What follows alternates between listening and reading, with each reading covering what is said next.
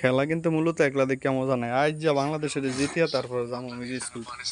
ঠিক আছে, খেলা চলতে আছে, আমরা মনোযোগ সহকারে চাইতেছি।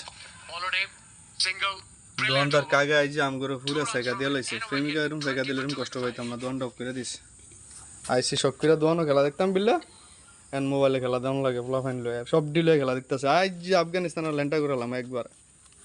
ঠিক আছে, আমার টার্গেট আছিল 90-95 রানে এগারো অল আউট করবো, আমরা 180 রান করবো, আরামসে উঠবো। আমার আশাটারে স্বপ্নটারে শেষ করে দিছে তারা। ঠিক আছে, আজকে তাদেরকে খাইয়া দিব। ঠিক আছে, তোরা কি কস?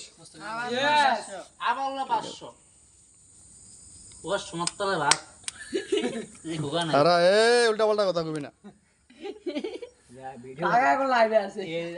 লাইভে না ভিডিওতে আছি, সমস্যা নাই না। এরা ভালো খালি গুড় বাজার না, 2টারে খাই দিলে দেখবি 75 রান করতে পারতো না ইনশাআল্লাহ।